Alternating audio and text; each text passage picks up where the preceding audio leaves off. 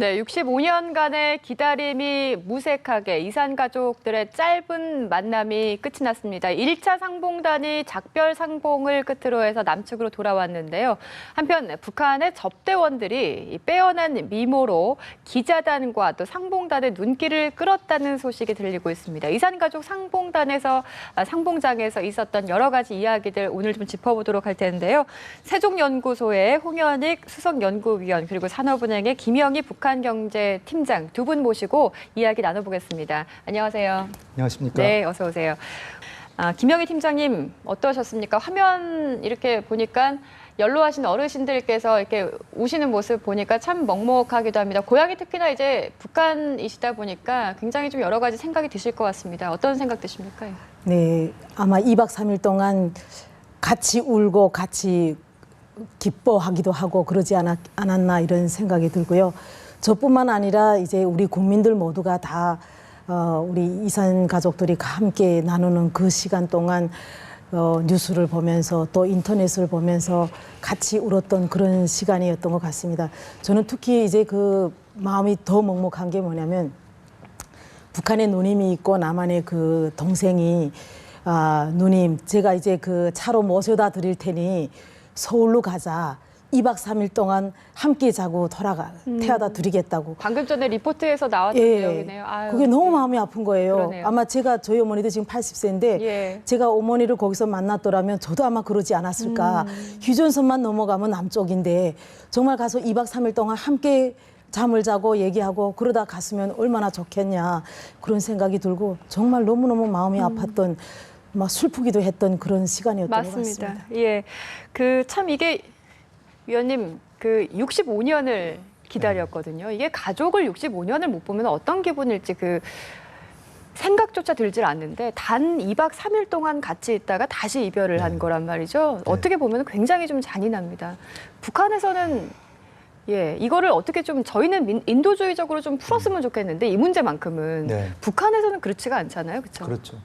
일단 지금 이산 가족 상봉하는 방식 자체도 그렇게 65년 만에 만났는데 하룻밤도 같이 지내시지 못하고 2시간 만났다 또 다른 행사한다고 장소 옮기고 그리고 사는 호텔에 방에 찾아갔는데도 2시간 있다 딱 끝나고 다른 데 또 가서 또 해야 되고 그러다 보면 어느새 작별 상봉입니다. 그러니까 너무나도 아쉽고 정말 지금 만나신 분들은 그 만남의 설레임으로 정말 행운이다라고 생각하실지 모르지만 지금은 오히려 더 고통스러우실 수도 있는 그러니까 만난 뒤에 작별한 뒤에 남는 여운이 너무나 또 쓰라리고 오히려 이제 만나실 가능성이 오히려 더 없어진 거 아니에요? 근데 이제 북한도 우리가 이렇게 생각하는 것처럼 이 북한의 이산 가족들도 아픔이 있으니까 그 아픔을 배려해 주면 좋겠지만 우리 온 국민이 다 잘 아시고 있는 것처럼 북한 당국은 그야말로 비정하게 자기 권력만 생각하는 거죠. 더군다나 김정일 시대보다도 지금 3대 세습이 되다 보니까 정권의 정통성은 더 없고 경제적으로도 남한에 비해서 너무나도 경제적으로 지금 뒤져 있기 때문에 만남이 있으면 그 만남만큼 자기 체제에 금이 간다. 왜냐하면 남한에 있는 가족들을 통해서 들리는 아무리 그들이 통제하려고 해봐도 대한민국이 자유롭고 잘 살고 있다는 거를 안 알게 될 수가 없거든요. 그럼 이 많은 사람들이 자꾸 알게 되면 김정은은 도대체 이 나라를 어떻게 이끌었냐. 그럼 불만이 쌓이게 되고 그러니까 김정은 정권은 이산가족 상봉 같은 행사는 가능한 안 하려고 그러죠. 그나마 이제 과거에 좀 이산가족 상봉이 좀 1년에 3번까지 된 적도 있고 그럴 때는 다 봄에 남북 간의 장관급 회담 같은 걸 해가지고 비료나 쌀 같은 걸 주고 아니면 비료나 쌀이 아니더라도 다른 사업을 추진해서 북한에게 이 경제적 이득을 주니까 거기에 대한 보답으로 상봉을 하는 그러니까 정치적, 경제적 고려를 심각하게 북한은 하는 거죠. 그러니까 우리처럼 순수한 정권이 아니라는 걸 이미 우리 국민들이 다 알고 계시죠. 이산 상봉을 바라보는 일단 시각 자체가 입장이 굉장히 남과 북이 다른 것 같습니다. 일단은 철저하게 북한에서 협상의 카드로 이용하려고 한다. 그 말씀까지 좀 나눠봤는데 이산 상봉장에서 나오는 기사들 하나하나 보면 정말 눈물이 날 만큼 여러 가지 구구절절한 사연들이 참 많은데 제가 이 사연을 보고는 참 감히 이 마음을 참 헤아릴 수조차 없겠다 싶었던 것이 이런 사연이 있습니다. 남쪽에 있는 딸이 있고 북한에는 이제 아버지가 있는데 어렸을 때 아버지가 자주 그 불렀던 노래가 이제 백마강이라는 노래가 있는데 그걸 좀 불러주세요라고 요청을 했더니 그 자리에서 즉석으로 불러줘서 딸이 이거를 녹음기에 오래도록 좀 들으려고 녹음을 해갔던 거죠. 그래서 이어서 또 다른 노래 이거를 좀 하나만 더 불러주세요라고 아버지에게 요청을 했다가 아버지가 하는 말씀이 이제 북한에서는 그 노래를 하면 안 된다라고 얘기를 해서 결국에는 못 들었다고 합니다. 그 노래가 뭔지가 아직까지 알려지지는 않고 있지만 팀장님 어떠세요? 좀 분위기가. 북한은 일단 남한 노래는 공식적으로 부를 수가 없어요. 지금 뭐 가요도 북한에 그렇습니까? 그럼요. 예. 아니, 전통 가요는 괜찮고요. 아, 우리 민족의 대중가요에 전통 대해서는, 가요는 괜찮고 우리가 여기 남한의 대체로 이게 남한식의 가요는 부를 수가 없어요. 그리고 지금 제가 기사를 보니까 네. 그게 일본 노래였대요. 아. 예, 일본 노래인데 그 일본 노래를 불러달라고 하니까 특히 북한은 남한 노래도 그때 그 민족과 운명이란 영화가 나오면서 박정희 대통령이 거기서 나와요. 그러면서 예. 홍도야 울지 마라 노래랑 불렀는데 예, 예. 그 노래가 그래 유행하면서 막 불려졌어요. 그뿐만 아니라 지금 남한에서 뭐 영화 들어가고 뭐 드라마 들어가고 하면서 남한 노래 몰래 간부든 비간부든 다 부르죠. 알죠. 예. 그러나 일본 노래는 누구도 한 번도 불러본 적이 없어요. 그 더구나 또 일본은 뭐냐면 일제 치하에서 살았기 때문에 일본 노래 같은 경우는 더구나 부를 수가 없으니까 아마 그 할아버지께서 일본 노래니까 부르면 안 된다 그랬던 것 같습니다. 또 하나가 이제 참 가슴이 아픈 사연이 있는데 남측에 동생이 있고 북한에 형님이 있는데 남한에 있는 동생이 형님에게 그림을 하나만 그 고향집에 북한에 있는 고향집을 좀 그려달라 이렇게 요청을 했는데 생각날 때마다 좀 보고 싶다 이렇게 했나 봐요. 그랬더니 거기서 바로 이제 고향집 그림을 그려가지고 남측의 동생에게 줬는데 궁금한 게 이제 이렇게 돌아가면은 서로 검열을 굉장히 많이 하잖아요. 북한에서는 뭐를 받아왔는지, 뭐를 줬는지 이런 거 검열을 하는데 그림 그려준 거는 괜찮습니까? 그러면? 이제 사상성이 없으니까 그거는 제 생각에는 개인적으로는 저는 괜찮을 네. 것 같은데 사실은 이제 이산가족 상봉뿐만 아니라 해외에 나갔다 온 사람 다른 북한에 있는 사람 아닌 다른 나라 사람을 만난 사람은 누구를 막론하고 다 와서 검증을 받게 되죠. 예. 중국 갔다 와도 예. 중국이 사회주의고 뭐 혈맹으로 맺어준 국가라고 하지만 중국에 갔다 와도 그런 그 검사가 검증이 있거든요. 그러니까 특히 이제 남쪽 가족을 만난 사람들 같은 경우는 아직은 남과 북은 뭐 이게 대결의 상태에 이게 적대적으로 생각하고 있기 때문에 가면 당연히 검증을 받지만 그림은 고향집 그림이니까 네. 요 정도는 넘어갈 수 정도는? 있지 않을까. 예. 오기 전에 교육을 다 받고 왔어요. 이 사람들이. 어떤 거는 안 되고 어떤 거는 되고 네. 이런 걸 다 받고 왔기 때문에 아마 그분 자체도 아마 판단이 섰을 것으로 봅니다. 그러면 앞전에 이제 노래 안 불러주신 그 아버지 경우에도 교육을 예. 받았기 때문에 그렇죠. 절대 불러줄 수가 예, 없었던 다 상황인 교육을 거군요. 받고 오기 때문에 그렇습니다. 그 선에서 아마 예. 넘어서려고는 하지 않을 거다 이렇게 보였습니다. 몇 가지 사연을 좀 짚어봤는데 박사님 북한에서 이번에 이산가족한 성과에 대해서 대외용 주간지입니다. 통일신보에 실은 내용이 이걸 계기로 해서 남북 관계 개선으로 이어가자 이렇게 기사를 실었거든요. 저희가 이걸 어떻게 좀 해석을 해야 되는지 모르겠는데 이산상봉을 정례화시켜서 조금씩 이제 발전을 해 나가자라는 의미인지 아니면은 이거를 어떻게 물꼬로 해서 오이사 조치, 그러니까 북한에서 가장 원하는 근본적인 거죠. 이걸 좀 얻어내기 위한 그런 속내가 있는 건지 모르겠습니다. 다분히 그런 속내가 있죠. 사실 그 이산가족 상봉을 요번에 우리가 대가를 지불하지 않았습니다. 또 작년 2월 달에 한 상봉도 대가가 없었습니다. 그건 굉장히 이례적인 거고요. 지금까지 20번 상봉에서. 그렇죠. 예. 그런데 이제 이렇게 어떻게 보면은 좀 모범적으로 2번 딱 나왔는데 나오게 된 동기를 볼 것 같으면 그 목함지뢰 사건 이후 남북 간의 포사격하고 정면 대결 국면에서 북한이 사실상 고개를 숙이고 그다음에 이제 그러다가 조금 그러는 듯 하더니 장거리 미사일 발사하겠다 그러다가 중국에서 서열 5위나 되는 굉장히 높은 고위 인사가 하니까 미사일 발사 안 하고 핵 문제도 좀 연설해서 하지 않고 네. 그렇게 해서 뭔가 분위기를 좋게 북중 관계를 좋게 하려는 의도의 연장선상이 하나가 있고요. 지금 이산가족 상봉에 우리가 응하듯이 남북 관계를 잘해보려고 하는 모범적인 행동을 했다라고 시진핑한테 보여주기 위한 예. 그런 게 있고요. 또 하나는 지금 올해 당창건 행사 하느냐고 국가 예산의 3분의 1을 3분의 1을 그 행사 하나에 다 쏟아붓습니다. 쏟아부었네요, 그야말로. 그러니까 예. 경제적으로 어렵겠죠. 네. 어려우니까 금강산 관광이라도 재개해서 뭔가 경제적인 이득을 얻어볼까 하는 게 있고요. 예. 그리고 이제 좀 근본적인 배경으로 보면 김정은이가 처음에는 나이 30에 정권 잡아가지고 도대체 내가 잘할 수 있을까 했는데 고모부 처형하고 현영택 쫓아내고 그런 다음에 되네. 그래서 정권에 약간의 안정성을 가졌다는 겁니다. 그러니까 상봉 한 번 정도는 해도 되겠다. 그러면서 우리 대한민국에게 이렇게 응했으니까 다음에는 금강산 관광을 재개하자. 그래서 이제 요번에 이제 내일 모레 이제 2차 상봉이 잘 되면 예. 우리 당국자 회담이나 뭐 이런 게 될 겁니다. 그럼 틀림없이 북한은 요구할 것이다. 금강산 관광 재개나 오이사 조치 해제 두 가지를 다 요구할 가능성이 매우 크죠. 네.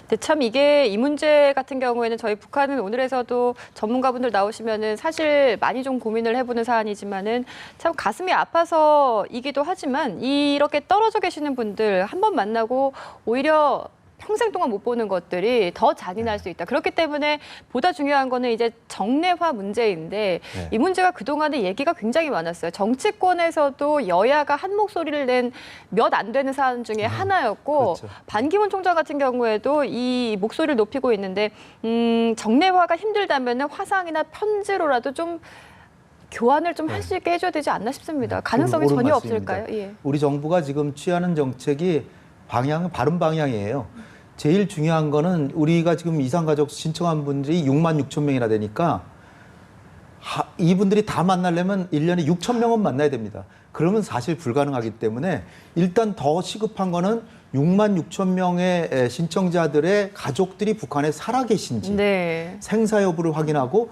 주소를 알게 된다면 서로 서신을 교환하고 그렇게 할 때 우리 정부가 지금은 뭐 인센티브 얘기는 안 하지만 제 생각은 그거를 북한에서 성의 있게 해준다면 인센티브를 주겠다. 한 명 확인해 주는데 뭐 아주 뭐 일정액을 예. 아니면 뭐 비료를 준다거나 뭐 하겠다라고 해서 그렇다면은 얼마나 북한의 생사조차만 확인해도 얼마나 그렇죠. 상황이 달라집니까? 예. 그래서 서신 교환할 때 또 이 약간의 인센티브를 줄 수도 있고요.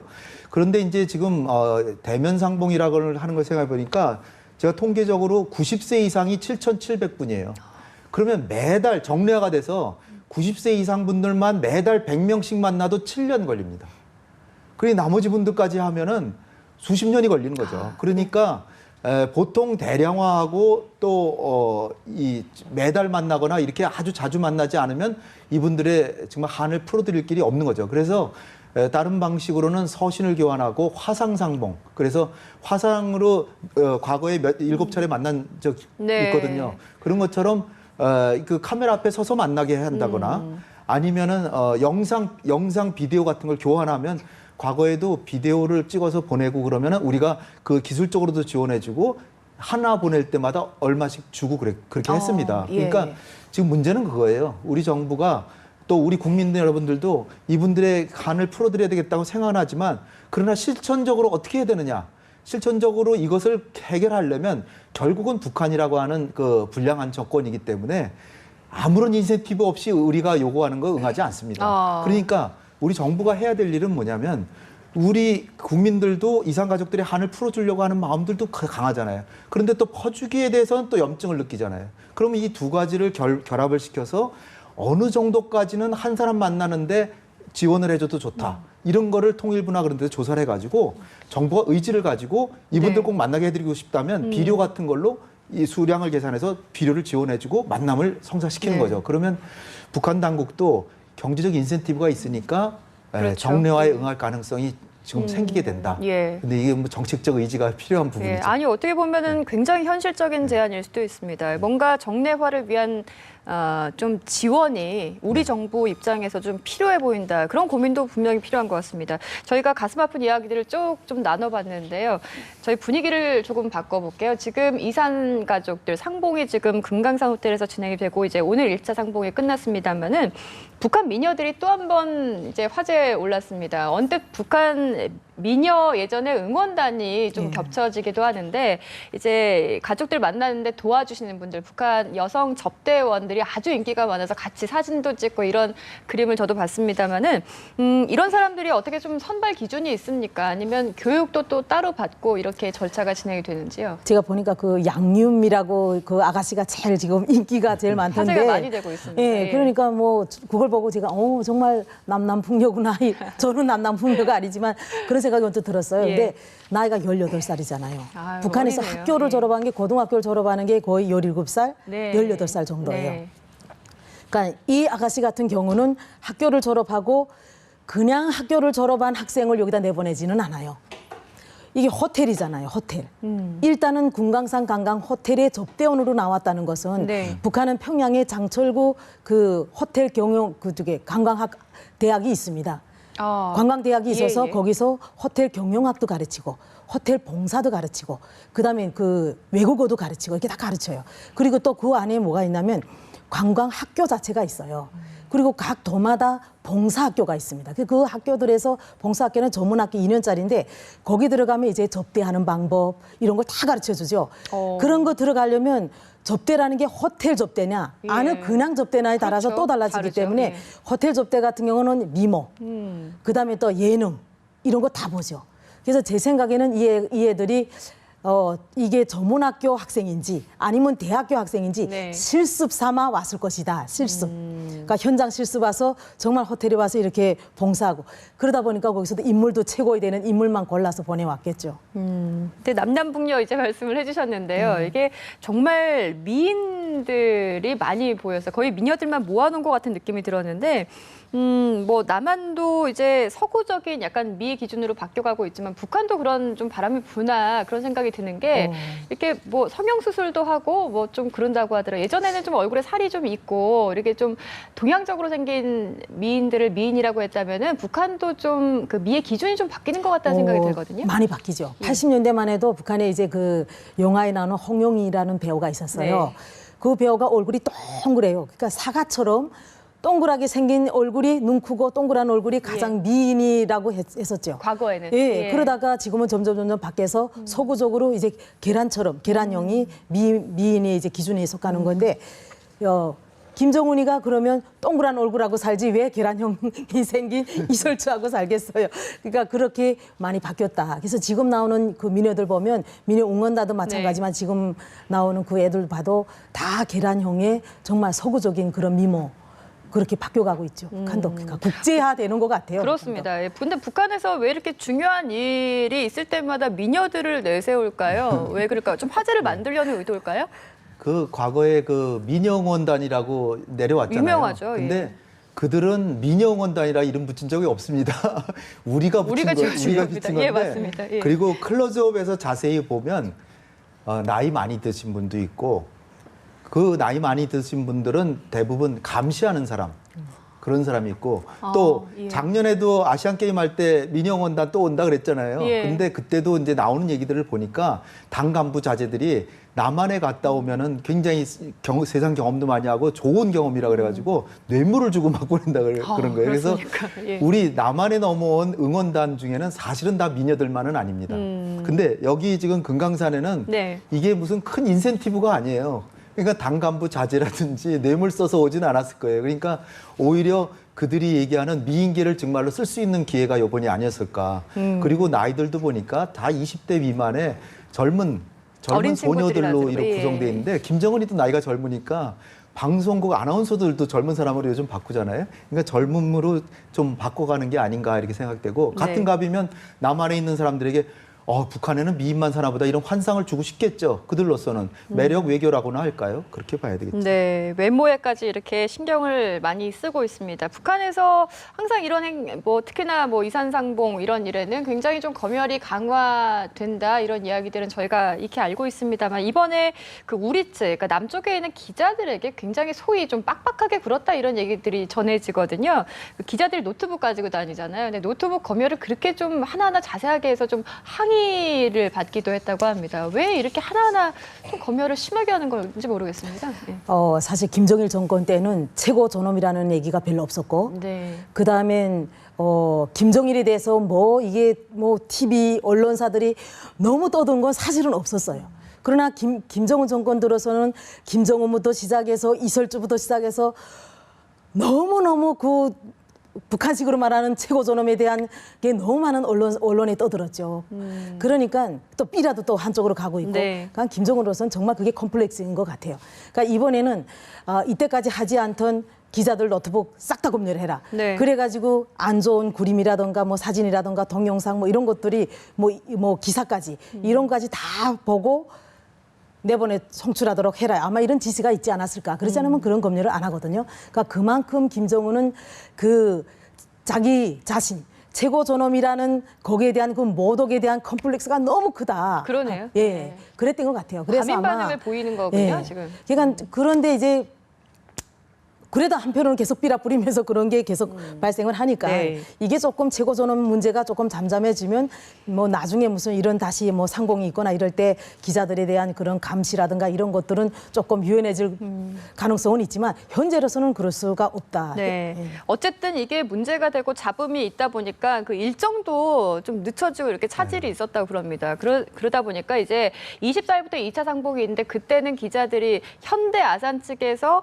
빈 노트북을 제공해 준다고 합니다. 심지어 이제 어떻게 보면은 기자들도 굉장히 난감한 상황이 될 수 있겠죠. 그 안에 이제 여러 가지 자료들이 또 없다 보니까. 근데 그거를 이제 가져가기로 결정이 됐는데 이러다 보니까 일각에서는 우리 정부가 여기에 대해서 왜 한마디도 못하느냐. 너무 지금 묵묵히 저자세로 지금 일관하고 있는 거 아니냐. 이런 불만도 나오더라고요. 예. 그들이 그렇게 까다롭게 구는 거는 남북 관계 자체가 지금 이산가족 상봉은 되지만 관계 자체가 좋은 건 아니잖아요. 네.